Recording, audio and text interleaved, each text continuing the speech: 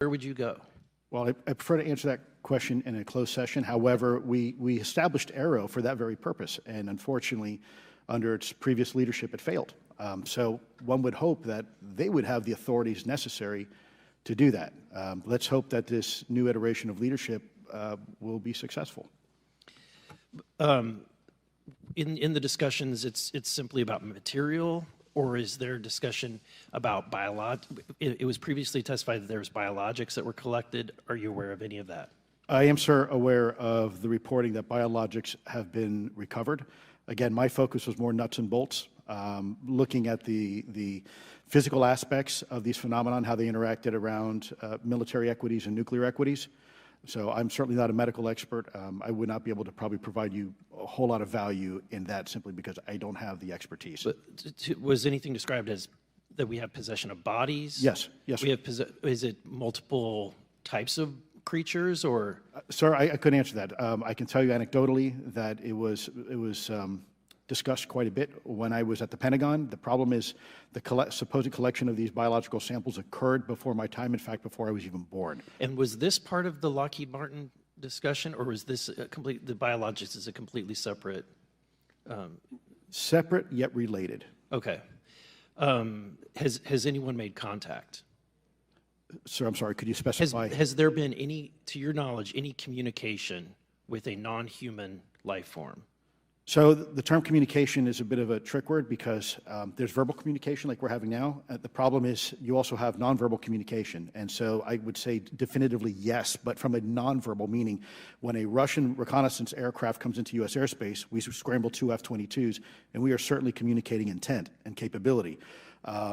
I think the same goes with this. We have these things that are being observed over controlled U.S. airspace, and they're not really doing a good job hiding themselves. They're making it pretty obvious they have the ability to even interfere with our nuclear equities and our nuclear readiness. Is the United States government and our contractors, are they pulling technology from this? They're reverse engineering this? Sir, as I previously stated, and please forgive me, I am not authorized to discuss specifics about crash retrievals.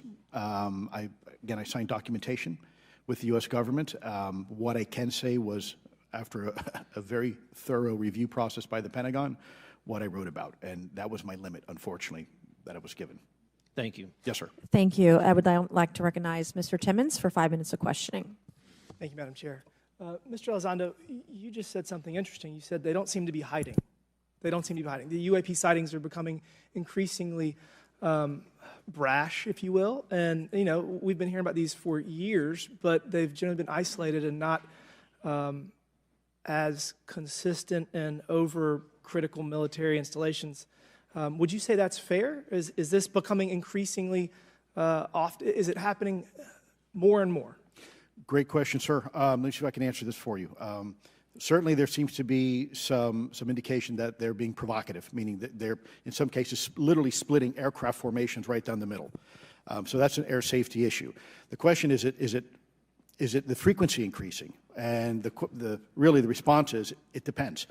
Yes, it's possible that there is an increase in frequency, but it's also possible that there's heightened awareness now, and there's also more pervasiveness of technology out there that's collecting this information and that can record this information. So we're not quite sure yet if it's actually an increase in numbers of these events, or is it that we have better equipment now to record these things, and we have a better ability, if you will, to analyze these things. And that's my next question. It seems that a lot of these sightings occur near military installations. Do you think that these UAPs are intentionally targeting military installations, or do you think that we have increased abilities to monitor surrounding the military installations? Sir, maybe both. Part of my concern is we have something in the Department of Defense and the intelligence community called IPB, Initial Preparations of the Battle Space. And we use equities like ISR, intelligence, surveillance, and reconnaissance, and other type of equities and technologies to prep the battle space. And certainly, if I was wearing my national security hat, even if there was a 2% chance that there was some sort of hostile intent here, that's 2% higher than we really can accept. And so we must figure out, there's a calculus, capabilities versus intent, in order to identify if something is a national security threat. We've seen some of the capabilities, yet we have no idea in the intent. And so this is why this discussion is somewhat, I think, problematic from a governmental perspective, because we have no idea. Sure, thank you. Mr. Schellenberger, you're particularly familiar with the Langley Air Force Base incident a year ago? Are you familiar? Just from what I read in the Just news. from what you've read? Yeah. I would imagine a large percentage of the American population became aware of that with the Wall Street Journal article. Would you agree with that? Yes. And were you aware of that incident prior to the Wall Street Journal article? No. To the rest of the panel, was the Wall Street Journal article the first time that y'all were made aware of what was essentially an over 2-week UAP frenzy over Langley Air Force Base? Were y'all aware of this prior to the Wall Street Journal article? Anybody? Show of hands. Yes, sir.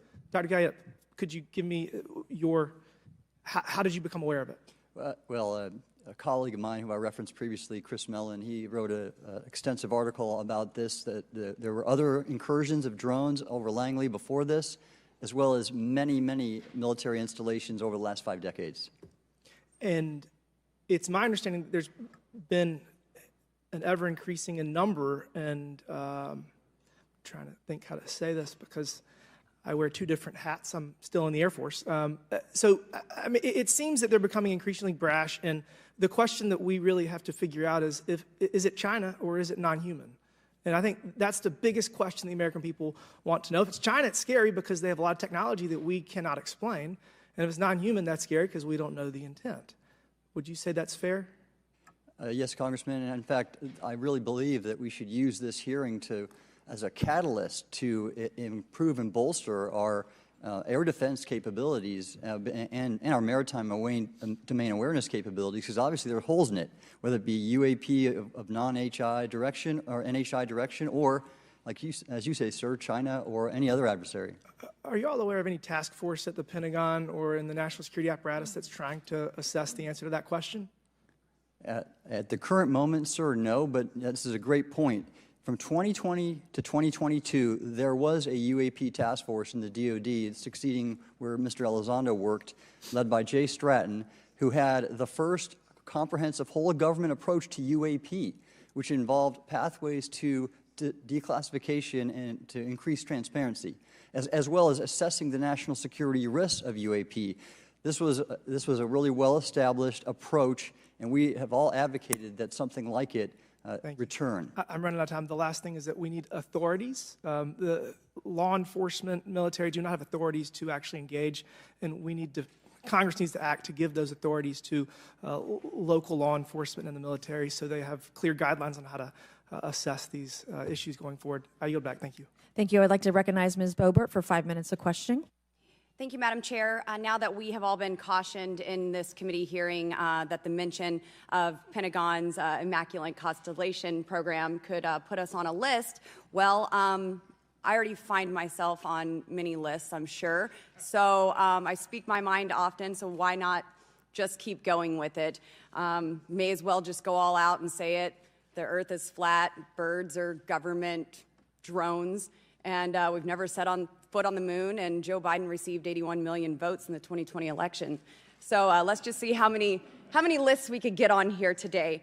But Mr. Schellenberger, I wanted to ask you, I think I understand from this hearing that you would agree that classifying information like this is not in the best interest of the people. Is that correct? Yeah, I mean, with the caveat that, of course, I would support classification necessary to protect secrets essential to national security, but I think it's pretty obvious that there's overclassification. Overclassification, yes. And so in most instances, if they can't tell us what, do you think at some point they'll at least tell us why? You know, President-elect Trump has repeatedly committed to greater transparency, both on the UAP issue, on JFK files, on COVID origins, and many other things. So I think that we need to make sure that the next administration is held accountable for that. Agreed. And this is for all 4 of you. Yes or no, please. I have many questions I want to get to. Are there any known instances of recovered materials or technologies that are not of human origin and maybe connected to any advanced bioscience defense programs within the USG? I don't know. I wouldn't be able to answer that, ma'am. I don't know. I don't know. Okay, so there are rumors that have come up to the Hill of a secretive project within the Department of Defense involving the manipulation of human genetics with what is described as non-human genetic material, potentially for the enhancement of human capabilities, hybrids. Are any of you familiar with that? Yes or no? No, ma'am. I am not, ma'am. I'm not. No, ma'am. Okay, I would like to know, with Immaculate Constellation, how does this relate to UAP activities, Mr. Schellenberg, in oceanic environments? Are there any instances where the Navy or other maritime forces have encountered UAPs that could not be explained by known technology or natural phenomena? Yeah, the Immaculate Constellation covers both terrestrial and oceanic, and there's actually a number of cases described in the report that occur in the ocean. And do you believe that there is a concerted effort by the Pentagon to keep Congress out of the loop regarding these UAP activities, specifically in our waters? Yes. I think it's about 5% of our ocean that's actually been studied in detail by man, and we've studied more of space than we had of our own oceans. And so are there any accounts of UAPs emerging from or submerging into our water which could indicate a base or presence beneath the ocean's surface? I don't know about a base, but as I mentioned, I had a different source entirely describe this pretty extraordinary footage that exists of orbs, of an orb coming out of the ocean and being met by another orb. Some would say that there's multiple hotspots where we see frequent activity. So in your investigations, have you come across any data or visual evidence like sonar readings or underwater footage of these UAPs? I have not beyond what's in the report. You've written about UAPs not only in the air but in underwater. Are there any specifics on what you've learned about the UAP activity in our oceans? Particularly, have you spoken with sources who have provided any evidence or eyewitness accounts of these UAPs interacting with our naval forces or being detected by our underwater surveillance systems? Nothing beyond what's in the report and then the specific case that I mentioned with the orb. So this report says it all. There's no other information that we are aware of regarding the activity within our waters. I have other sources that have told me that have shared a significant amount of information, but they're not comfortable with me sharing it at this point. Okay. Are there any technological capabilities observed in these oceanic UAPs that seem to defy our current understanding of physics or our engineering capabilities? It seems like they all do. Yes, I would agree with that. My time is up, but I do appreciate your bravery, your courage for coming here and speaking today. And it seems like there's still some questions that we need answers to, and we will not relent until we get those to the American people. Thank you all. Thank you. I move to allow myself and the ranking member 5 additional minutes for questions without objection, so ordered. Mr. Elizondo, were you read into the Immaculate Constellation program? Ma'am, I would not be authorized to confirm nor deny the existence of any ongoing or past program, especially as it relates to a special access program, either by name or trigraph. Okay, and then does the U.S. government or private contractors, do they work with other foreign countries, China, for example, to exchange data, quote, from a source, that intelligence data about UAP? Let me see if I can answer that a little bit more generally, ma'am, if I may. We do have foreign material exploitation programs. That is something that is widely known, and that term itself is unclassified. How exactly that works becomes a bit sensitive. A discussion we could certainly have in a closed session if you like. We do work with international partners and allies quite often, not just in military exercises and workups, but in other intelligence efforts as well. In terms of material that's given to private contractors, is certain material given to certain contractors because of their experience? So, for example, if it's related to submerged and undersea propulsion, would it go to a general contractor like General Dynamics? Yes, ma'am, absolutely correct. Different contractors have different levels of expertise. What's Lockheed's expertise? Aerospace, ma'am. In the UAP space, that's all that they wouldn't do submerged. No, I didn't say that, ma'am. Okay. Lockheed Martin and others do quite a bit of work, both in our atmosphere, in space, and even underwater. There are